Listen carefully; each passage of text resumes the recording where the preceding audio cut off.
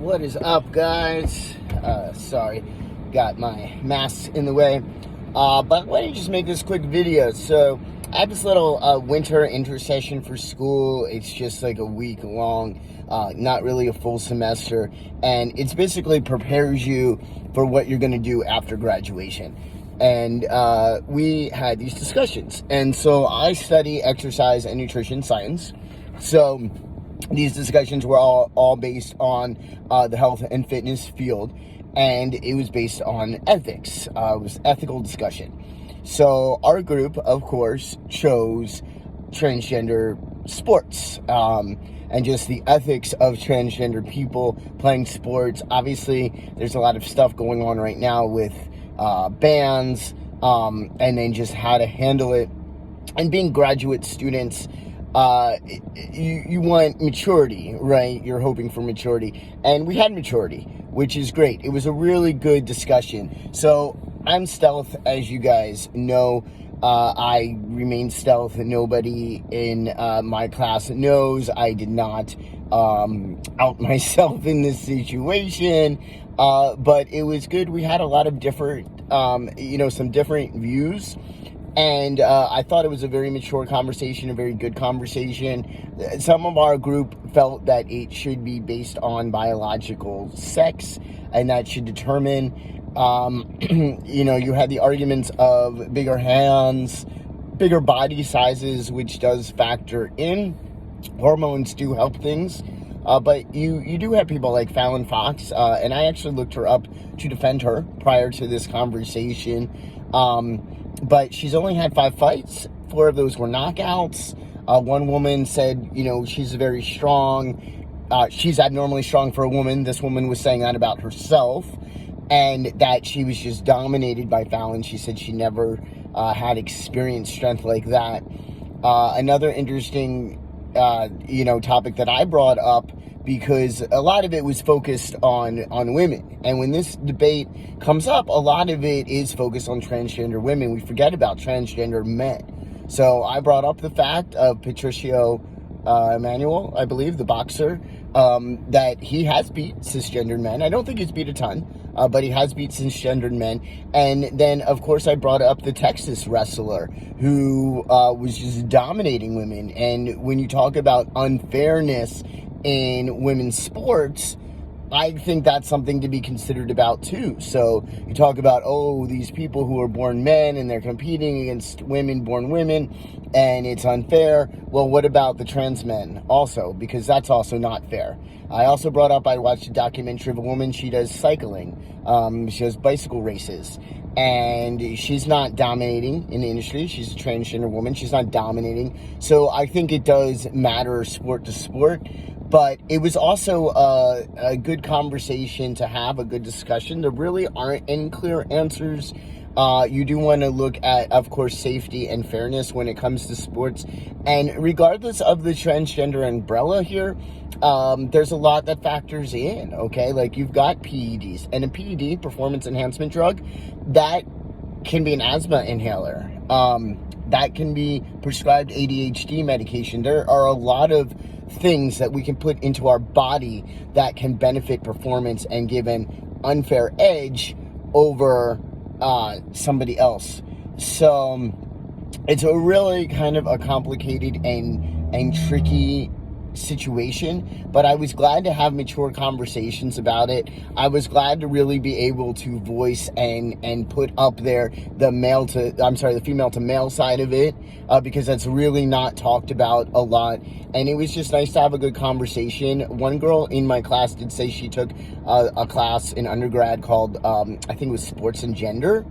And her whole class was D1 athletes, and they all agreed, and it was a lot of she said it was a male-dominated class, and again, all D1 athletes, and they all agreed, if you can do the job, you should wear the jersey, right? If you can perform, if you can play the sport on the level that you're playing at, whether that's collegiate or pro, right? Because obviously, like, we're getting elite, right? More and more elite as we go up in these higher levels of sport. But if you can perform well and it's safe for those around you, then then you should be able to play the sport. And I like that. I agree. If you can do the job, you should get the job. I think that's a good way of looking at it. Also brought up the woman. She's a runner, and she's intersex. You guys, I'm sure you remember this, with the high levels of testosterone. And the Olympics are pretty much saying, well, you have too much testosterone. They want her to reduce her own natural levels of testosterone to compete. And the point brought up in my class about this was, that's really not fair to her. You're going to have elite athletes. You look at Michael Phelps. Michael Phelps was born to swim. Michael Phelps has an arm span like probably no other person in existence. And his torso, just everything. He's genetically designed to swim. And just be an incredible swimmer. And you have that. You have elite athletes. You have elite genetics. So there's going to be unfairness in competition to a degree, because you're always going to have people who are just that much more genetically blessed than other people in sport.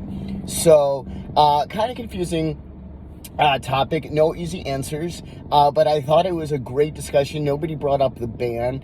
Nobody brought up banning children. And I also did bring up a point that I think, so hormones play a major role. Now, there was a point, okay, about hips, right? And it is true. Women are designed to carry a baby.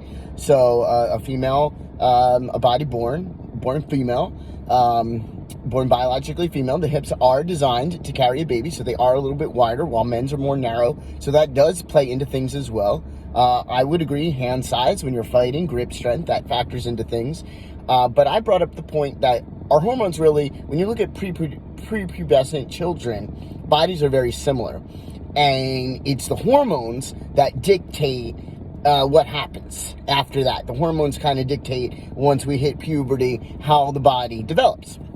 And my argument would be that if you had, and again, this is tricky, of course, right? When it comes to children, medical with children is always tricky, but my argument would be, if a child, knows, is presenting as transgender, whatever, very young age, it's very obvious this child is probably transgender, puberty blockers, which can be reversed, and then hormone replacement treatment, maybe at 14, 15, I don't know, maybe that's a little bit too young, but whatever.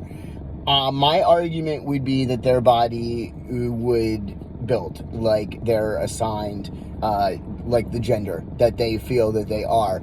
And maybe that's, we have to look at that too, and stop blocking that and allow children to just be themselves, and perhaps grow into a body more aligned with the gender that they identify as. So it was cool to be able to bring up those points. It was great to have a whole discussion with my class, with the group, and just a mature conversation. Plenty of them have brought up that not plenty of them. One guy brought up that he does have transgender friends. Another woman, was really advocating for it, and I feel like she's, very in touch with the community as well. So on one thing, it's like difficult for like guys like me, maybe guys like you live stealth, it's like, okay, well, maybe people are going to clock us more, but this education is so important. And that was another thing, actually, the main point of this video that I wanted to bring up, is that it made me realize how important it is to be visible. Now, with that said, again, it's not for me. I've gone over this back and forth for like 12 years now, okay? I just prefer living stealth because I just identify as a man, but it is important. These people are more educated on transgender rights because, my understanding, because they have people in their lives who are transgender. And when you have people of different experiences, of different cultures, of, just differences, then it builds empathy, right? It builds empathy. And so you're able to understand the obstacles and the difficulties that certain groups of people face when you know them, when you're friends with them. And so I think visibility is extremely important for those who choose to be visible, because it's just important to show people, hey, we exist. and we're just like you, and we deserve the same basic human rights. So I'm gonna keep this video 10 minutes here, and if you have any questions, drop them below.